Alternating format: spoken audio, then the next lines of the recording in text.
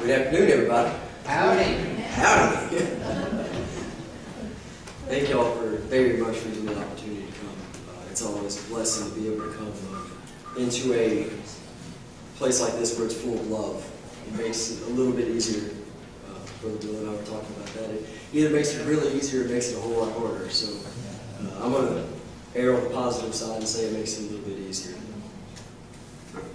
Well, today is Father's Day. And I just want to take a moment and say, if you're out there with your father, happy Father's Day to you. It's a special day. Hopefully you sit back and relax a little bit today. Not do as much yard work. Whatever has to be done. It's Father's Day. It's also a special day for me because it's my dad's birthday today.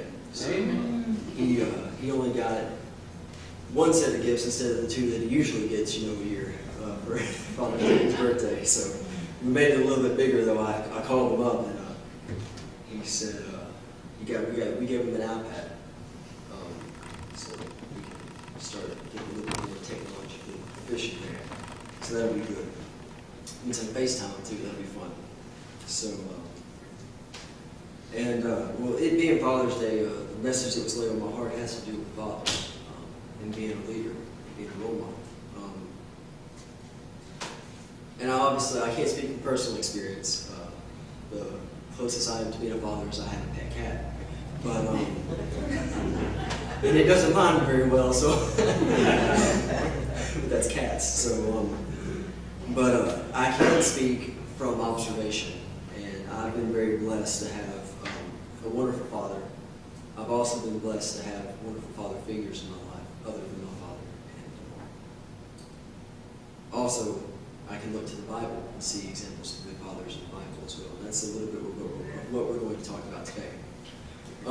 Our reading text is going to come from Ephesians chapter 6, verses 1 through 4. And I was talking to my dad, wished him a happy birthday and a happy Father's Day, and I said, Dad, I'm interested, I kind of got an idea of what he preached on from some other people I've already talked to today. And I said, what was your lesson text today? And he said, well, it was Ephesians chapter 6, 1 through 4. And I was like, well, ain't that something? And we had, just to give you a little heads up, we had not talked about it beforehand at all. So it's funny how the Lord works sometimes, isn't it?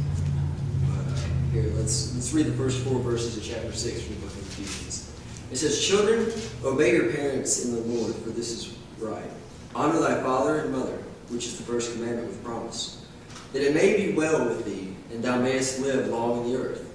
And ye fathers, provoke not your children to wrath, but bring them up in the nurture and admonition of the Lord. This is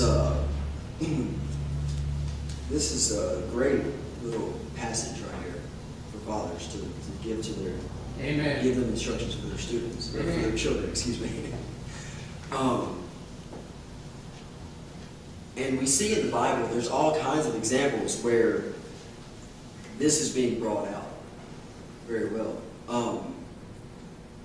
Provoke not your children to wrath, but bring them up in the nurture and admonition of the Lord. I think that's so important. You look out in today's society, there's violence everywhere. Statistics say it has gone down, like internationally, but it seems like in so many ways, in the hometown community, it seems to be going up. It doesn't seem to be getting any better. And it can be hard sometimes to raise your children in a loving and nurturing environment when you see all this violence on TV and on the internet. There's so much access to violence and wrath and anger. But as a father, you have to be able to set all that aside. And the best way to do that is to turn to the Bible and turn to God for guidance. We're going to go through first, and we're going to look at some examples of some fathers in the Bible and show how they were examples, either good examples or bad examples. I found a quote. It was from the guy who was the head of research at General Motors. Had filed many patents and helped bring automobiles. And he said, every father should remember that one day his son will follow his example instead of his advice. And those words hit me pretty hard.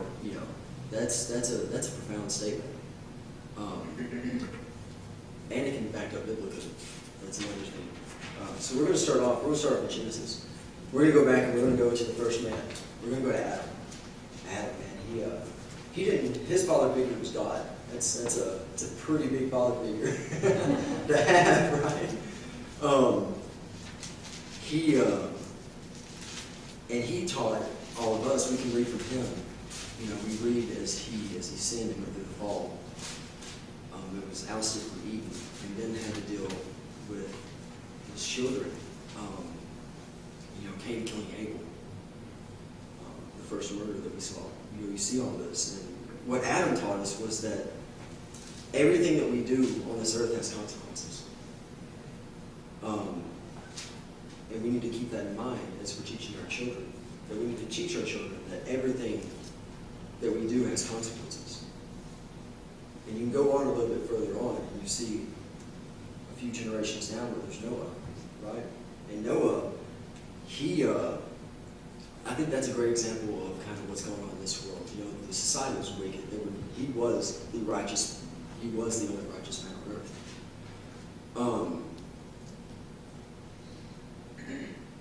And in that society, he was still able to remain faithful and loving to God and pleasing to God. God was pleased with him, and he had his faults. I mean, if you read after the ark, he had a little bit of problem with alcohol, and that led to a bad situation. But he was still able to remain faithful and pleasing to God. And we can go on to 1 and 2 Samuel, and we see David. And he was an excellent leader, right? He was a great king. But and his faith was very strong. He had faith in God. And he faltered, and he made mistakes. And once again, we see as a father figure that your mistakes have consequences. You can see that with Absalom.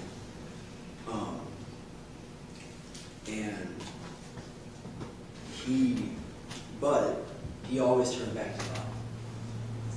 And he also showed us that as a father, or as a man, or as a woman, as a person, no matter how bad it gets, we're always able to turn back to God.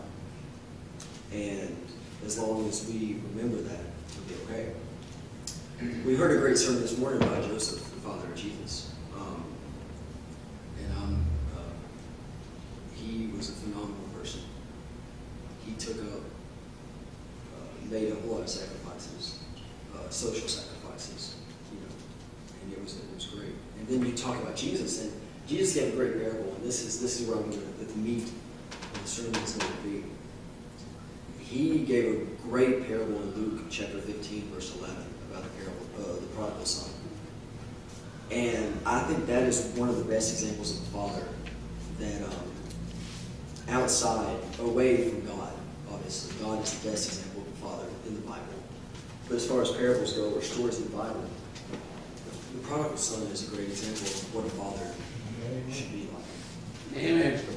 And we turn over to Luke, and we see Luke chapter 15, verse 11, if you want to pull that up in your room, or flip to it, depending on what you use.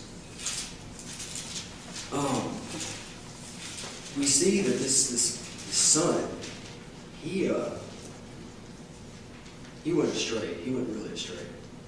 And it seems, you read and you see, his father seemed to have raised him the right way. The other son turned out all right. He was raised in nurturing, in the admonition of God. But there didn't seem to be a whole lot of wrath. But he just went, he spent lavishly, right? He went crazy. This is one of my favorite stories in the Bible. I love this story. There's so many lessons that can be made out of it. Amen. And so many lessons and morals and that you can get from it. And he ended up with the pigs. He was eating the slop that the pigs had because he didn't feel worthy enough to go back and talk to his father. And he said, I can go back and I'll be a servant for now. I'll be a servant. I'll come back and I'll just tend to the stables. And he came back and his father embraced him with open arms. Amen. And that is the love and support that we're supposed to have for our children. That even if they go astray, and sometimes they go really astray, when they start coming back, when they're ready to come back on the right path, we're there with open arms for them. And he also gave a good example. If you look at towards the end, and this is one that we don't really hear a whole lot about. There's a great little section on jealousy in the parable of the prodigal son as well. And the older brother, the one that didn't, spend all his money, he stayed there working. He got upset. He said, "You killed this fatted calf for my brother who was there." And he left, and he wasn't there. And I've been here the whole time, and you haven't done anything like that for me. And it said, and he said unto him, verse 31 and 32, of the 15th chapter of Luke, and he said unto him, "Son, thou art ever with me, and all that I have is thine. It was meet that we should make merry and be glad, for this thy brother was dead, and is alive again, and was lost, and is found." And I just think that is another great example of a father's love for his children. Amen. And a godly father. So, we very briefly, went through some of the fathers in the Bible. But the best experiences that I can give you is the experience that I had with my father and the way that I was raised. Amen. My dad, if you don't know, he came here to visit, and he's a pastor at a Baptist church back home in Tennessee. And so I was raised in church. I was raised up in the Word of God, and it was wonderful. And I had a support with him. I had to support both my parents. My dad, he was there. It didn't matter if it was baseball, when I was playing baseball, and I played baseball until I was about 10 or 11. Then I realized I wasn't any good at sports. And he was still there, though, even though I sucked. He was still there for me. And he was, and that's great, And then as I realized that music was more my thing, he attended my concerts. He was with me on the student trips, the field trips that we went. Even if it was, we went to Gatlinburg State, and he was chaperoning for us. My mom and my dad both did. He also provided guidance, and correction. And we're going to turn over to Proverbs and get some little tidbits of Proverbs, a couple of little pieces of advice from Proverbs that will give you a great example of how to guide and correct. And we're going to go to Proverbs chapter 3 for that. And so, if you look to verse 5, one of the things my dad and my mom, I can't, you can't use one without using the other. It's Father's Day, so I'm obviously using my dad as the example. My mother had just as big influence on my life as my dad did, spiritually and physically. So I don't want to. I'm not trying to say that she wasn't there, but yeah, she was there just as much. And but if you go to Proverbs chapter 3, verse 5, we see where it gives you some advice on how to be a father, and some advice to give to your children. It says, "Trust in the Lord with all thine heart, and lean not unto thine own understanding." And we go on to verse 6. It says, "In all thy ways acknowledge him, and he shall direct thy paths." And that's some great advice for a father. And it's also some great advice to give to your children as they're being raised up in the Word. Because if you lean on God for everything, it's not going to always be easy. You need to always make that clear. Being a Christian is not an easy thing. But it will always end up being all right. And we can go down a little bit further. We can go to verses 11 and 12. And you actually see about the correction part where he actually compares. It says, "My son, despise not the chastening of the Lord, neither be weary of his correction. For whom the Lord loveth, he correcteth, even as a father the son in whom he delighteth." So, it gives an example. My dad loved me to death, and I love my dad to death. My dad corrected me sometimes. My mom corrected me sometimes. And when it happened, it needed to happen. I will say that. But the Lord does the same thing. And He corrects you because He loves you. My dad has also been a great example for me. Y'all, I was here. I was living out here when I got called to preach. I've been home, came back, and y'all were some of the first people to know about it. And it was wonderful to have an example like my father to be, to learn from as a preacher. But there was one thing, and it was the most important thing that I was taught, and it's the most important thing that a father can teach his children, and that is how to obtain salvation. That's the most important thing you can teach your children. Amen. As a parent and as a father. To teach it, though, you have to have it first. Amen. That's one of those things where it's kind of like, you gotta be a part of it to kind of really understand what's going on. And so the question is, if you have children, have you been? Are you bringing them? Are you teaching them the right way? Have you taught them the right way to salvation? And it's really easy. There's a really easy answer to that. And you turn over to Ephesians chapter 2, verses 8 and 9 for that. And I think this is well known. And it should be well known. And it says, for by grace are you saved through faith, and that not of yourselves is the gift of God, not of works, lest any man should boast. In today's society, we heard the great preacher earlier, he mentioned, he said, we live in a society today where all religions are good, right? And we know, and you could even, we can take that down a notch and not go so broad with it. We live in a world today where all the denominations of Christianity are good. And there's more than one path into heaven. But we all know that's not right. That's not right.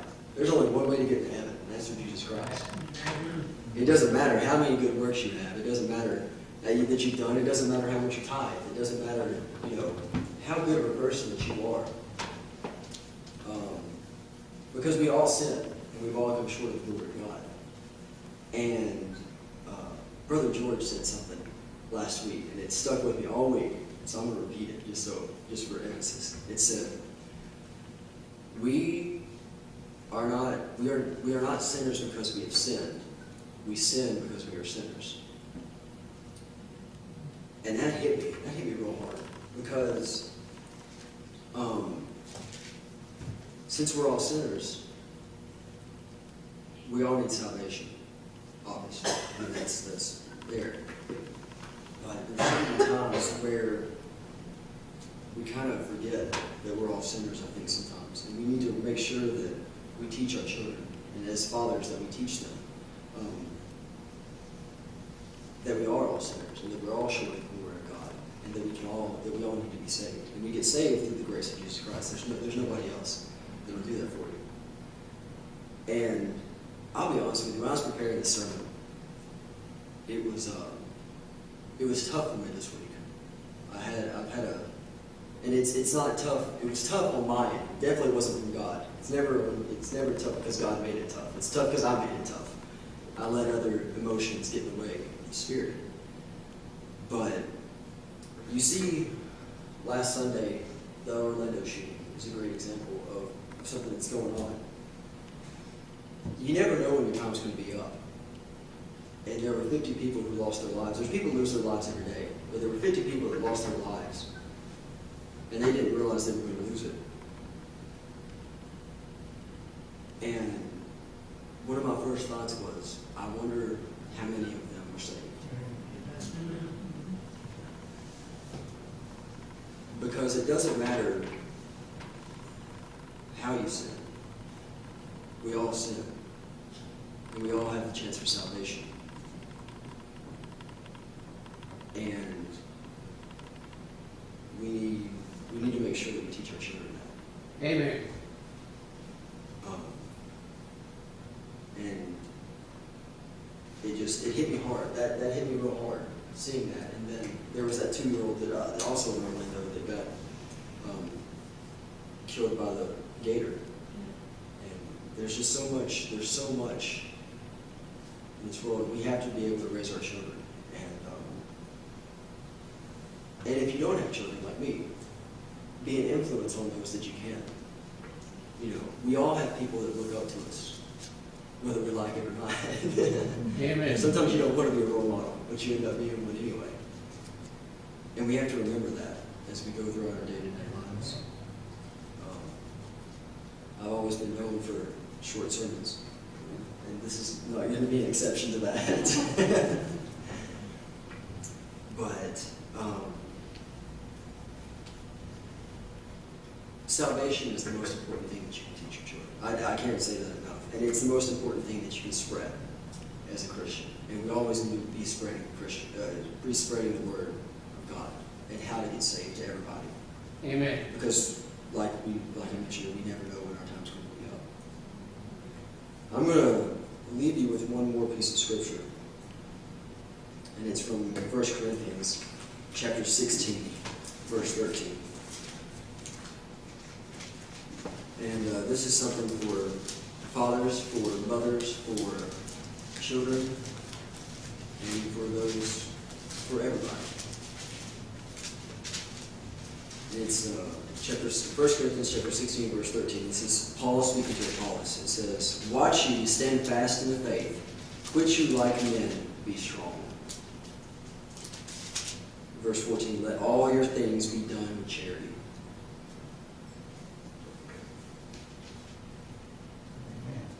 You have to be strong. You have to stand fast in your faith. But you always have to let your things be done in love. And as you see your grandchildren, and you see your children, and you're raising them, always remember that, to be strong and let all your things be done with charity. If you're here and you don't have salvation, or if you're here and you need to pray for God, you need to pray. Something's on your heart right now. You've got situations. Don't be afraid to ask God for help. You can do it here. You can come up in the front pews and pray. Or you can pray on your own as well. Please, always remember that.